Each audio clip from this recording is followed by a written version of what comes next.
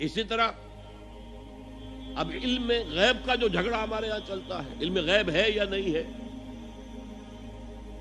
اس میں ایک جماعت نے علم غیب کی تعریف جو ہے وہ اپنی طرف سے ایسی کر لی ہے جس کی روح سے علم غیب کی نفی مطلقاً کرنی پڑے گی۔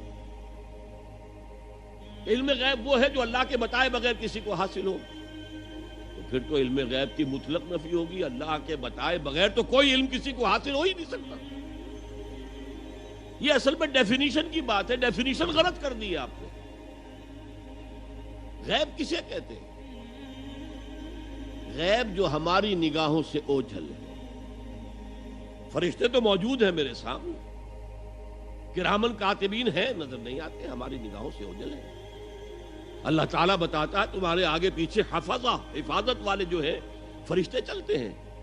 اور آپ نے کبھی دیکھا ہوگا کہ گاڑی کوئی سناٹے سے ایسی گزر گئی ہے آپ کے ساتھ سے کہ آپ محسوس کریں کسی نے آپ کو دھکا دے کر بچایا، کوئی غیر مرئی طاقت ہے، انویزیبل طاقت ہے جس نے آپ کو ہٹایا ہے اور گاڑی سے بچایا ہے۔ فرشتے ہیں، ہر جگہ ہے، ہر آن ہے۔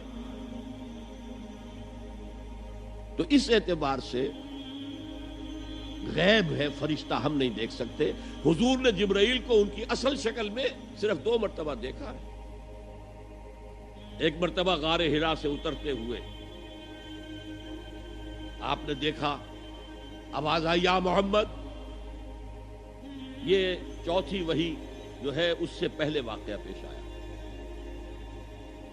آپ نے دیکھا سامنے آگے پیچھے دائیں بائیں کوئی نہیں ہے، تھوڑا سا خوف سا احساس ہوا، آگے بڑھے، پھر یا محمد، پھر آپ نے دیکھا دائیں بائیں آگے پیچھے کوئی نہیں ہے، پھر آواز آئی یا محمد۔ اب نگاہ اٹھا کر دیکھا تو وہ جبرائیل پورے افق پر چھائے ہوئے، وَهُوَ بِالْأُفُقِ الْأَعْلَى فَدَنَا فَتَدَلَّى فَكَانَ قَابَ قَوْسَيْنِ أَوْ أَدْنَىٰ فَأَوْحَىٰ إِلَىٰ عَبْدِهِ مَا أَوْحَىٰ۔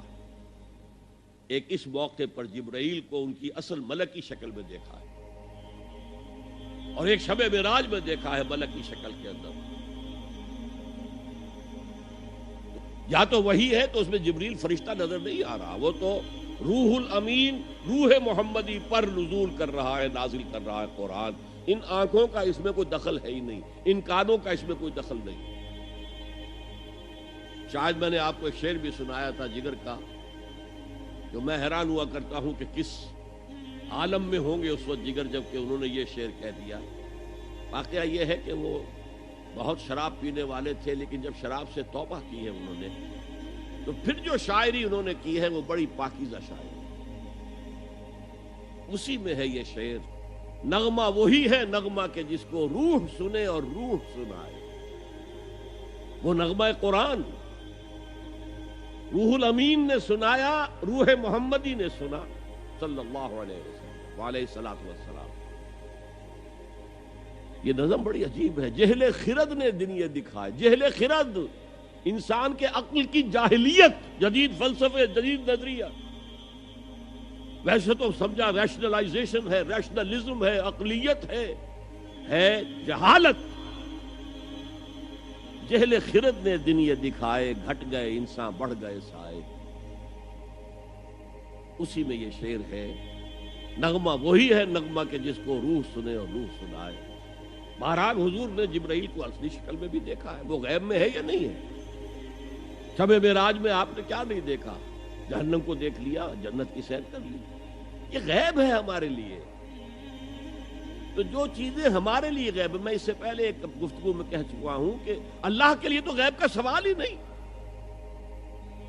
وہ جب کہتا ہے عالم الغیب والشہادہ، وہ ہمارے اعتبار سے کہتا ہے جو چیزیں تمہارے لیے غیب ہیں اللہ ان کا بھی جاننے والا ہے، اور جو تمہارے لیے جو موجود ہیں سامنے جنہیں تم دیکھ سکتے ہو، چاہے ان کو دیکھنے کے لیے تم نے ٹیلیسکوپ ایجاد کر لی ہے تو اس سے تمہاری آنکھ کی صلاحیت بڑھ گئی، اگر مائکروسکوپ ایجاد کر لی ہے تو اس سے بھی تمہاری آنکھ کی صلاحیت بڑھ گئی ایک اعتبار سے۔ بہرحال ہے یہ تمہارے اپنے حواس خمسہ۔ تمہارا علم تو وہی تک رہے گا جو امور ان حواس خمسہ کی گرفت میں آ سکیں۔ ان سے جو ماورا ہیں جس کو آپ کہتے ہیں ماوراء الطبعیات، فزیکل ورلڈ سے ماورا، جس کو میں نے اپنی گفتگو میں کہا تھا عالم امر ایک عالم خلق ہے. ہماری ساری سائنس، ہمارا سارا مطالعہ، ہماری ساری علم جو ہے وہ عالم خلق سے متعلق ہے، عالم امر سے کوئی تعلق ہی نہیں. عالم امر سے تعلق رکھنے والے فرشتے ہیں اور انسان کی روح ہے. یسألونک عن الروح قل الروح من امر ربی. اور عالم امر کے اندر یہ چیزیں، واقعات، تخلیق اس طور سے ہوتی ہے کہ اس میں صرف کن، صرف یہ کہا جاتا اور ہو جاتا، ٹائم ایلیمنٹ کوئی نہیں. انما امرہ اذا اراد شیئا ان یقول له کن فیکون. ایسا ہی کوئی بڑا کن تھا جسے سائنسدان تک پہنچ گئے ہیں، دی بگ بینگ. کوئی بہت بڑا کن تھا اللہ کا جس سے کہ اس عالم خلق کا آغاز ہوا ہے. اس پری بگ بینگ ایرا کو وہ نہیں جانتے، وہ بالکل دوسرا دور تھا. بہرحال یہ میرا اس وقت کا موضوع نہیں ہے. تو یقیناً اللہ تعالیٰ اپنے اس غیب کا کچھ حصہ انبیاء کو دیتا ہے تو وہ نبی بنتے ہیں نا، ورنہ عام انسانوں اور نبی میں کیا فرق ہوا؟ ہمارا علم بالحواس ہے، علم بالعقل ہے. اگر یہی دو ہیں محمد کے پاس بھی صلی اللہ علیہ وسلم، تو پھر کیا فرق ہوا میرے اور ان کے علم میں؟ معاذ اللہ ثم معاذ اللہ ثم معاذ اللہ. سورہ جن میں فرمایا لا یظہر علی غیبہ الا من ارتضی من رسول فإنه يسلك من بين يديه ومن خلفهم رصدا. وہ اپنے غیب کے اوپر مطلع نہیں کرتا کسی کو بھی سوائے رسولوں کے، جن میں سے رسولوں کو جتنا چاہے دے. کذالک نوری ابراہیم ملکوت السماوات والارض. اسی طرح ہم ابراہیم کو دکھاتے رہے، آسمانوں اور زمین کے ملکوت کی سیر کرائی. نبی یقیناً عالم کے علم میں سے کچھ حصہ پاتا ہے تبھی تو نبی بنتا ہے، ورنہ نبی ہونے کا کیا سوال. باقی یہ کہ میں نے جیسا کہ پہلے بھی کسی تقریر میں عرض کیا ہے، میں ابھی طالب علم تھا، 19-20 برس کی عمر. تو میں نے ایک بہت بڑے عالم دین بریلوی مکتب فکر جو ہمارے ہاں مشہور ہے، مولانا منظور احمد شاہ صاحب، منٹگمری جو اب سائیوال کہلاتا ہے، اس زمانے وہ منٹگمری کہلاتا تھا.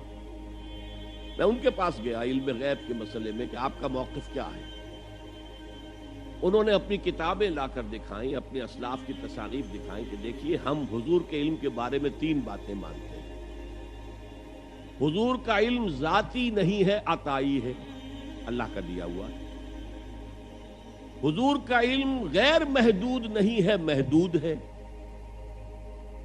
حضور کا علم قدیم نہیں ہے، حادث ہے.